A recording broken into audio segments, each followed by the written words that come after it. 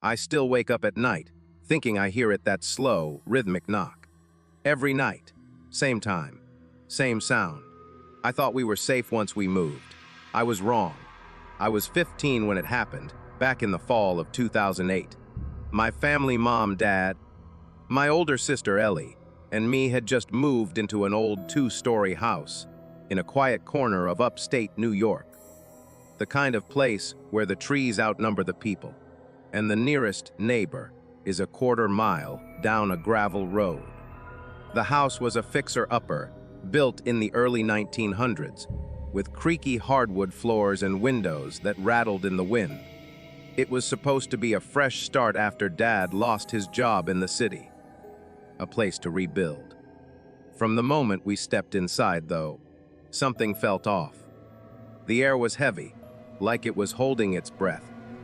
The autumn chill seemed to seep through the walls, no matter how high we turned the heat. At night, the house groaned in ways that didn't sound like settling wood.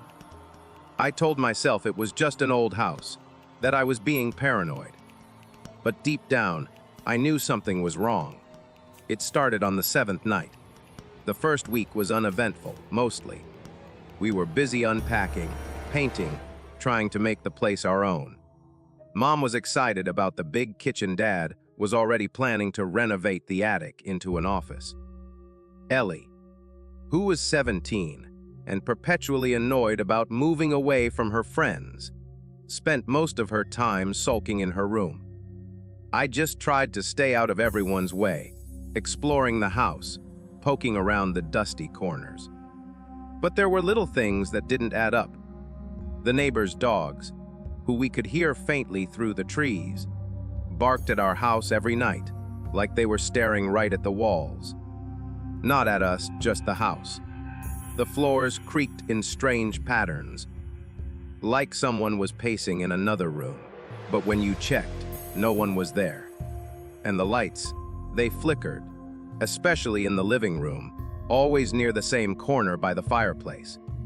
We thought it was bad wiring. Dad even called an electrician, who found nothing wrong.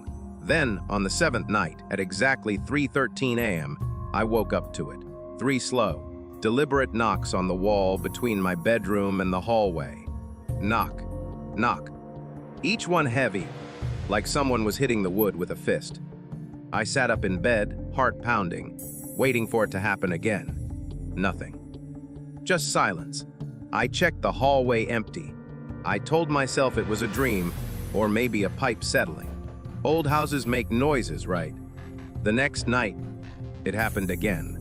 Same time, same 3 knocks. This time, I got up and pressed my ear to the wall. Nothing but the faint hum of the house. I told Ellie about it the next morning, and she rolled her eyes, called me dramatic. But that night, she heard it too. She came into my room at 3:15 a.m., pale as a ghost, whispering, "Did you hear that?" Over the next few days, it spread. The knocking wasn't just in my room anymore. We heard it behind the fridge in the kitchen, sharp and insistent. Then inside the bathroom wall, while Mom was brushing her teeth. Then under the stairs, so loud it made the dog we didn't have yet whimper in my imagination. It was always 3 knocks, always at 3:13 a.m., and it was driving us crazy. We started keeping track. Dad, the practical one, bought a notebook and made us write down every time we heard the knocking, where it came from, what it sounded like. He set up his old phone to record audio at night, propped up in the hallway. Ellie and I started staying up, waiting for 3:13, our eyes glued to the clock. Mom started drinking more coffee, her hands shaky. The recordings were the worst part. Dad played them back one morning, and we all sat around the kitchen table, silent.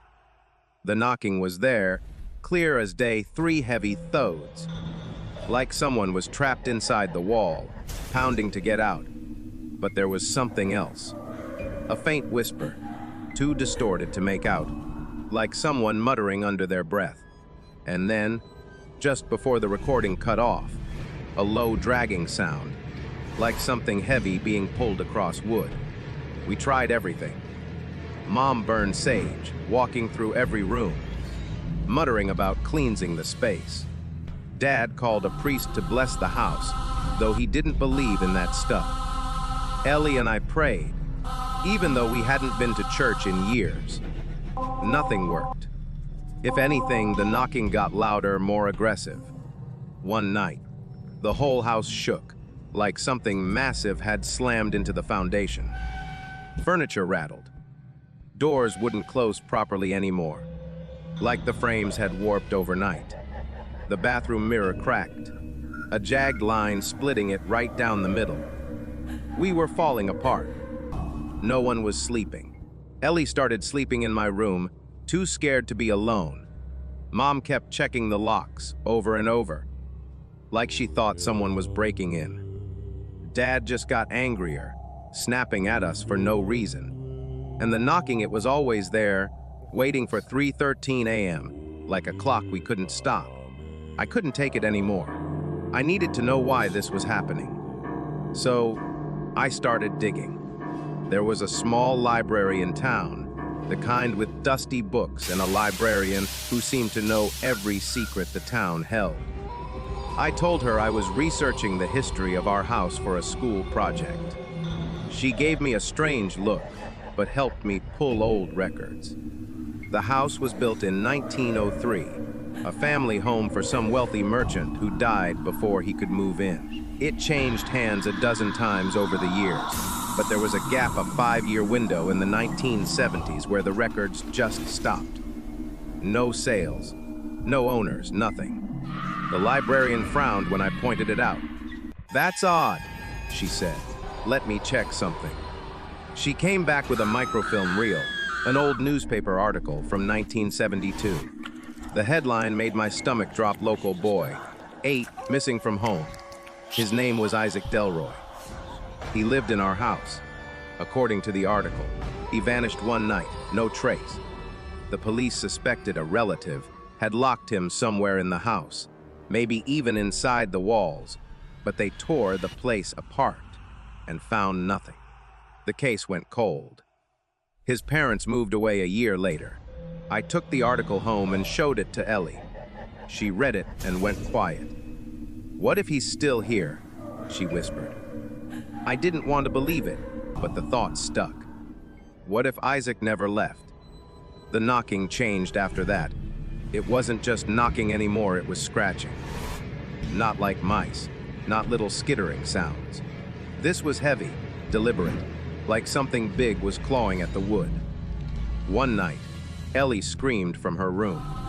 I ran in and found her staring at the vent in the wall, swearing she saw fingers long, pale fingers poking through the slats before they disappeared. Dad had had enough. He grabbed a crowbar and started prying open the wall in the hallway, where the knocking was loudest. Mom begged him to stop, but he was beyond reason. "There's something in there," he kept saying. "Something's in my house." We found things inside the walls that didn't belong. Old, rotted children's toys, a wooden train, a stuffed bear with one eye missing, claw marks, deep and jagged, carved into the wood, and scraps of paper, yellowed and smeared, like they'd been wet once. They were pages from a boy's journal, the handwriting shaky, but legible in parts. One line stood out: "The cold man in the wall watches me sleep." Then came the night we'll never forget. A massive bang shook the living room, like something had exploded. We ran downstairs and found the wall by the fireplace cracked open, a jagged hole revealing a sealed crawl space we didn't know existed. The air that came out was thick, sour, like rotted meat. Dad shone a flashlight inside, and we saw a small, cramped space, barely big enough for a person. And in the corner, something glinted. More toys, more scratches. We should have left then. We should have packed our bags and run. But Dad was obsessed. He crawled into the space, crowbar in hand, and started tearing at the far wall. That's when he found it, a small skeletal body, curled up, wearing the tattered remains of a child's pajamas.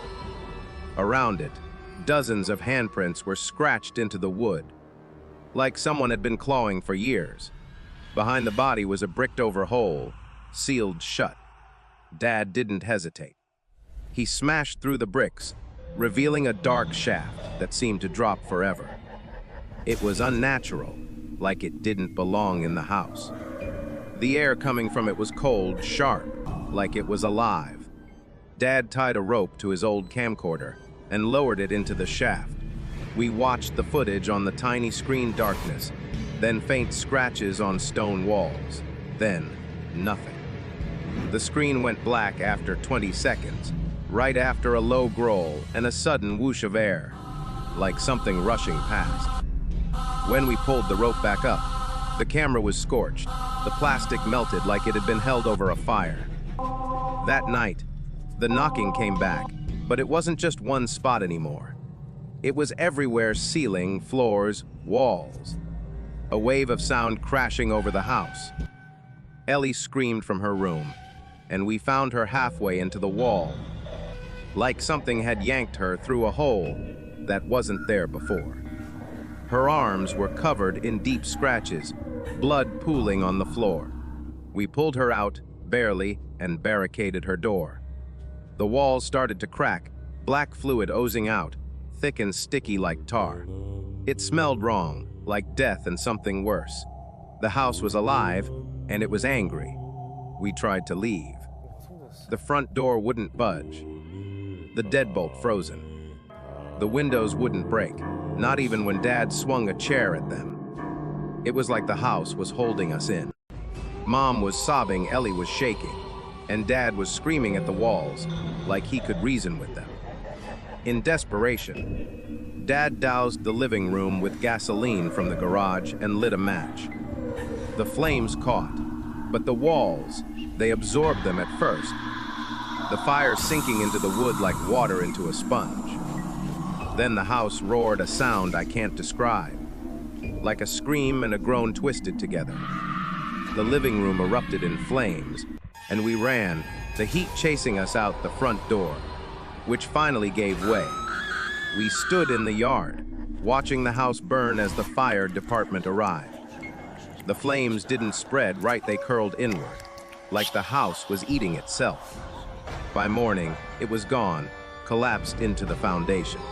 But the foundation, it was untouched, smooth and clean, like it had never held a house at all. The fire department found nothing in the debris. No bones, no camera, no toys. It was like the house had swallowed everything. We moved to a new state, a small apartment far from New York. For a while, things were normal. Ellie's scratches healed, though the scars never faded. Mom and Dad stopped talking about it, like saying the words would bring it back. I tried to forget, to pretend it was a nightmare. Then, one night, I woke up at 3:13 a.m. 3 slow knocks on my apartment wall. Knock, knock. I froze, waiting, praying I was imagining it. Then came the whisper, soft and clear through the wall.